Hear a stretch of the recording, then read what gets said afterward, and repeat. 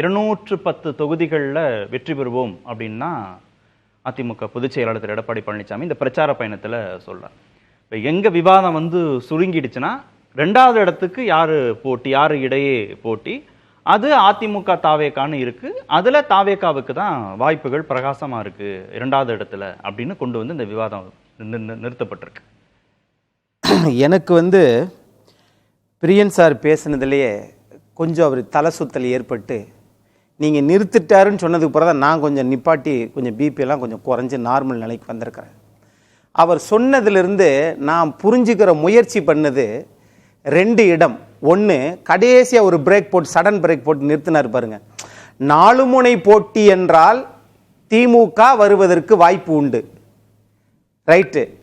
அடுத்து ஒரு இது சொன்னார் பாருங்க, ரொம்ப நேரம் பேசிட்டு வரும்போது ஒரு புள்ளி வச்சார். என்ன வச்சாருன்னா, 2ஆம் இடத்திற்குத்தான் அதிமுகவும் தாவேகாவும் போட்டியிடுகிறது. அது நீங்கள் சொல்லிட்டு போறீங்களேன். ஏங்க, தமிழ்நாட்டில் எத்தனை கூட்டணி எத்தனை அரசியல் கட்சி வந்தால் திமுக தாங்க வெற்றி பெறும் அப்படின்றத சொல்லாமலேயே கடைசி வரைக்கும் அந்த கைகளை நகர்த்தினார் பாருங்க. இதுதான் வரைக்கும். அது நீங்க பேசும்போது குறிக்கிடவே இல்லை சார். பொறுங்க சார், நாங்க ஒரு உண்மையை சொல்ல வந்தா அடுத்தது நியாயப்படுத்த வருவீங்க. அது நிறுத்துங்க. நான் என்ன சொல்றேன்னா, 2ஆம் இடம் அப்படின்னு அவர் சொன்னது, அவர் கருத்தை நான் மதிக்கிறேன். ஆனால் அதில் கொஞ்சம் பார்க்கிற பார்வையாளருக்கு புரியும்படியாக இருக்கணும்.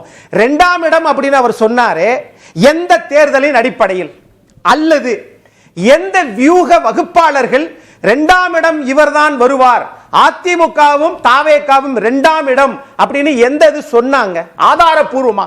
எத்தனை மாவட்டங்கள்ல எடுத்தாங்க? என்ன சார் இது? பெர்செப்ஷன் தான் சார்.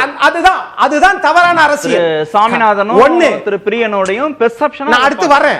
நான் சாமிநாதன் சாருக்கு அடுத்து வரேன். இப்போ பெர்செப்ஷன் என்று சொல்லுவது நான் அங்கிருந்தே வரேன். ஐயா பண்ருட்டி ராமச்சந்திரன் அவர்கள் மூத்த அரசியல்வாதி, பல அமைச்சரவைகளில் இருந்திருக்கிறாரு. பாமக உருவாக்குவதற்கு காரணமாக இருந்தவர், தாவேகா உருவாக்குவதற்கு காரணமாக இருந்தவர். அவரை எதிர்க்கட்சி தலைவர் அந்தஸ்து உயர்வதற்கும் அவருடைய ஐடியா தான் காரணம், எல்லாருக்குமே தெரியும். ஆனால் இன்றைக்கு எதன் அடிப்படையில் இருமுனை போட்டி என்று அவர் சொல்லுகிறார் என்றால், சார், அவர் ஒரு முன்னாள் அமைச்சர், 2-3 கட்சிகளில் இருந்தவர். அவர் ஒரு கருத்தை சொல்றாரு. அது எடுபடுமா எடுபடாது என்பது மக்கள் கைகளில் தான் இருக்குது. இல்ல சார், ஒரு 30 செகண்ட்ஸ் அலோவ் பண்ணுங்க. என்னன்னா, அதிமுக பாஜக கூட்டணி அமைஞ்சதுல அதிமுக தொண்டர்கள் சிலருக்கு விருப்பம் இல்லைங்கிற ஒரு பாயிண்ட், அந்த இணக்கம் ஏற்படலைங்கிறதுனால வாக்குகள் சிதறலாம். திமுக கூட்டணியில எல்லாரும் விருப்பத்தோட தான் இருக்காங்களா? காங்கிரஸும் இல்ல சார். இதுவும் நான் அதுக்கப்புறம் வரேன். அந்த வாக்குகளுக்கு அது தலைப்பு தனி சார். ஏன்னா இருங்க, எப்படி குதிச்சு உள்ள ஓடிறாரு பாருங்க. நீங்க கேள்வி கேக்குறீங்க, நான் பதில் சொல்றேன். அது தலைப்பு தனி. நான் இப்ப கேக்குறேன் ஒரு கேள்வியை நான் கேக்குறேன். நான் இந்திய நாட்டினுடைய பிரதமர் வந்தாரு, அதுக்கு மரியாதைக்குரிய விசிக கட்சியின் தலைவர் வந்தாரு, அது திருமாவளவன் ஜி என்று சொன்னாங்களே, அந்த இடத்துல ஜெயங்கொண்டம் சட்டமன்ற உறுப்பினர் ஏன் வரல? அரியலூர் சட்டமன்ற உறுப்பினர் ஏன் வரல? அப்ப எம்பி மட்டும் தான் மதிப்பீங்க, எம்எல்ஏ மதிக்க மாட்டீங்களா? அந்த கூட்டணியில பிரச்சனையே இல்லையா? அத பத்தி யாரும் பேச மாட்டாங்க. இல்ல சார், திமுக கூட்டணி டிஸ்மேண்டில் ஆகி வேறு கூட்டணிகள் வந்தா, ஆனாலும் அது முதல் இடத்துல வரும். இல்ல அப்படி சொல்லல, அவர் அப்படி சொல்லல. இல்ல சார், ஆனா 4 முனை போட்டி திமுகவுக்கு வெற்றி அப்படின்னா பொறுங்க சார். இன்னைக்கு தேதியில சார், நான் என்ன பேச விடுங்க சார். நீங்க மாத்தி பேசுறீங்க. நீங்க கரெக்டா தான் பேசுறீங்க.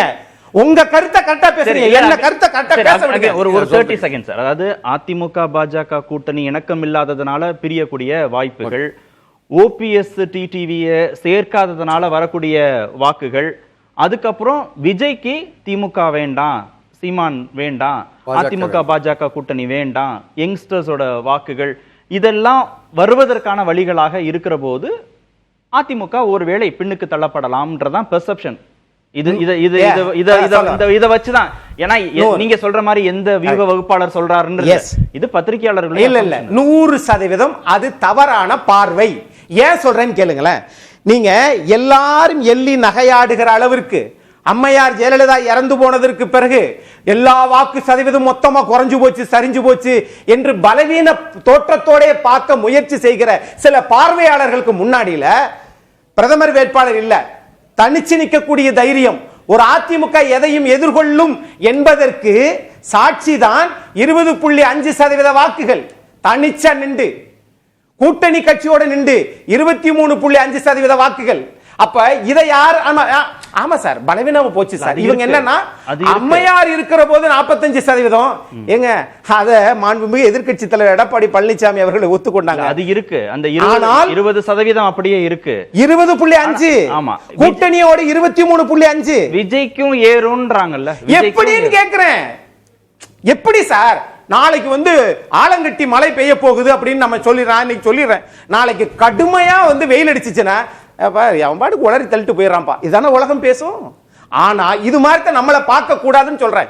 இங்க உங்களுடைய பார்வையிலேயே எல்லாரும் இப்ப சார் சொல்லும்போது, நம்ம மரியாதைக்குரிய நம்ம பத்திரிகையாளர் சுவாமிநாதன் சார் பேசும்போது சொன்னார், இளைஞர்கள் எல்லாம் இல்ல சார். வயது என்பது, இளைஞர்கள் என்பது எல்லாமே நன்மை கருதி தான் உழைக்கிறாங்களான்றது வேற.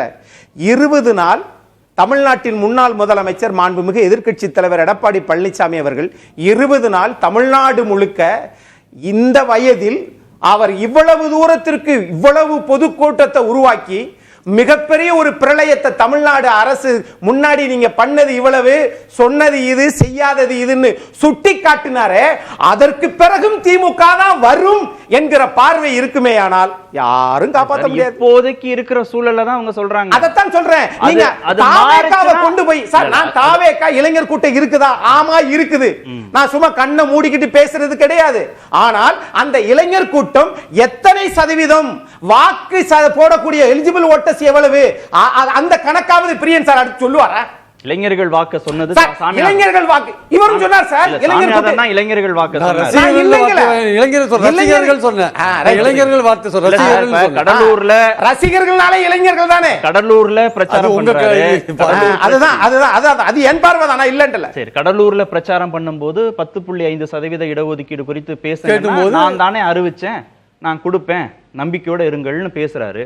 அதே தென் மாவட்டத்துக்கு பிரச்சாரத்திற்கு வருகிற போது அதே கேள்வியை செய்தியாளர்கள் தரப்புல அது கேட்கப்படும் போது அது முடிஞ்சு போன பிரச்சனை, அதை எடுக்காதீங்க, அதுக்கு தான் பாஜக சாதிவாரி கணக்கெடுப்புன்னு ஒன்று நாடு முழுவதும் அறிவிச்சுட்டாங்களே அப்படின்னா இந்த குழப்பம் இருந்து நீங்க நாடாளுமன்ற தேர்தல் சொல்றீங்கல்ல, அங்க அவர் இந்த சிக்கல் வரவே இல்லை. கரெக்ட் சார், நல்ல கேள்வி சார்.